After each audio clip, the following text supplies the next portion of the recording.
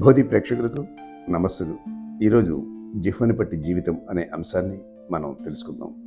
ఒంటె బ్రహ్మజీవుడి మొక్కల్ని ఇష్టంగా తింటుంది.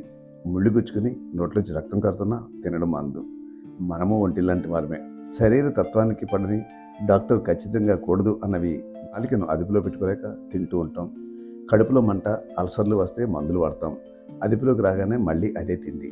రక్తపోటు, మధుమేహం, ఏ జబ్బైనా సరే మందులతో కాస్త తగ్గిందంటే చాలు మళ్ళీ నాలుగు రుచులనే కోరుకుంటుంది. దానివల్ల ఆరోగ్యం, మనసుపైన నియంత్రణ పోతాయి. చేప జిహ్వ చాపల్యంతో ఎరకు చిక్కి ప్రాణాలు కోల్పోతుంది. నాలుకను ఒక్కదాన్ని నియంత్రించగలిగితే అన్ని ఇంద్రియాలపై నియంత్రణ సాధించవచ్చు.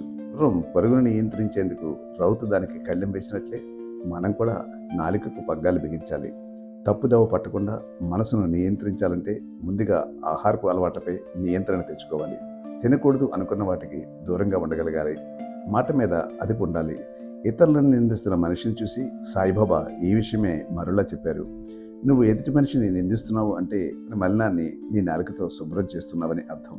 రుచుల కోసం పాకులాడొద్దు, ఏదో ఒక పదార్థంతో సరిపెట్టుకో అని తన ముఖ్య సేవకుడైన అబ్దుల్ అన్నారు. సాయి రోజు 5 ఏళ్లలో భిక్షాటన చేసి మసీదులోని పాత్రలో వేసేవారు. మసీదును శుభ్రం చేసేవారు. అందులోంచి కొంత తీసుకెళ్లేవారు. ఆ పైన పిల్లలు, కుక్కలు తీసుకుని తినేవారు. సాయిబాబా అంతటా తానే అయిన వారికి, అన్ని జీవుల్లో ఉన్నది తామేనని తెలిసిన వారికి అదేం పెద్ద విషయం కాదు. ఆత్మలకు, సాక్షాత్తు పరబ్రహ్మ స్వరూపులకే అది చెల్లుబాటు అవుతుంది, కానీ మనలాంటి వారికి కాదు. కంచి పరమాచార్య జగద్గురు శ్రీ చంద్రశేఖరేంద్ర సరస్వతి స్వామి దాదాపు 100 ఏళ్లు జీవించారు. ఒక పూట ఎవరో ఆయనకి భోజనం వడ్డిస్తున్నారు. స్వామీజీ ఓ పదార్థాన్ని హితవుగా తినడం చూసి దాన్ని 1-2 సార్లు వడ్డించారు. తర్వాత 3 రోజులు ఆయన తన గదిలో నుంచి బయటకు రాలేదు. ఏం అపరాధం జరిగిందో అని కంగారు పడిన భక్తులు ఆయన నాలుకపై వాత చూసి కన్నీటి పర్యంతమయ్యారట. బాధపడకండి, మీ తప్పు లేదు. మీరు వడ్డిస్తే మాత్రం సర్వసంగ పరిత్యాగులమని చెప్పుకునే మేమెందుకు తినాలి? అందుకే ఈ దండన అన్నారట స్వామీజీ.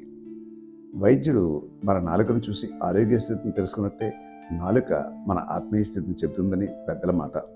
ఎంతో చిన్నదైన నిప్పురవ్వ విస్తారమైన అడవిని తగలబెడుతుంది. నాలుక కూడా అగ్ని వంటిదే. ప్రపంచాన్నంతటినీ వశపరుచుకోవడానికి ప్రయత్నించే మనిషి ముందు తన నాలుకను స్వాధీనంలో ఉంచుకోవడం అవసరం.